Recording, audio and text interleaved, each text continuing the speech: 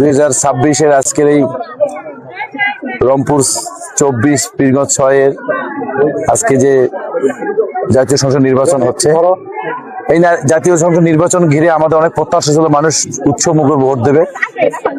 গত কয়েকদিন থেকে আমরা যেভাবে উৎকণ্ঠা এবং মানুষকে যেভাবে হুমকি, যেভাবে ভয় ভীতি দেখিয়েছে, এবং একটি দল তার পক্ষে যদি তার মতামত না দেয় সেই মানুষকে হুমকি এবং তাকে বিভিন্ন ধরনের মানসিক এবং বিভিন্ন যে ধরনের পুলিশি কায়দায় মানুষকে টর্চার করা, ঠিক সেই কায়দায় মানুষকে, ভোটারদেরকে আতঙ্কগ্রস্ত করেছে। বিশেষ করে হিন্দু সম্প্রদায়, আদিবাসী এবং যারা সহজ সরল মানুষ, গ্রামের যারা বিভিন্নভাবে মত দলের থাকে, বিভিন্ন মত পার্থক্যের মানুষ থাকতে পারে, তাদের উপর আরো বেশি করে চাপিয়ে বসে থেকে তাদেরকে আতঙ্ক সৃষ্টি করে, যেভাবে গতকালকে রাত্রে আমাদের সারা রাত আমরা টেনশনে ছিলাম যে হিন্দু বাড়িতে পুরো আগুন দিয়ে পুড়ে যাওয়ার যে একটা পরিবেশ ছিল, সেই জায়গা থেকে আমাদের লোকজন, যারা আমাদের জাতীয়তাবাদী দলের ধানের শীষের প্রতীকের যারা আম জনতা, সবাই মিলে সেই মানুষগুলোকে আলগে রেখে আজ পর্যন্ত আমরা ভোটের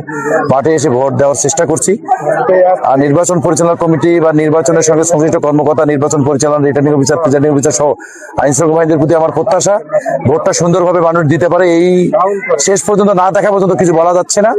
আমরা এখনো শঙ্কার মধ্যে আছি।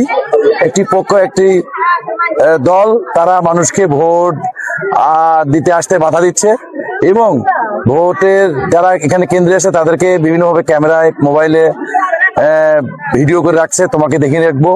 তারা বিভিন্নভাবে আমাদেরকে অভিযোগ করতেছে। যারা এজেন্ট আছে তাদেরকেও বিভিন্নভাবে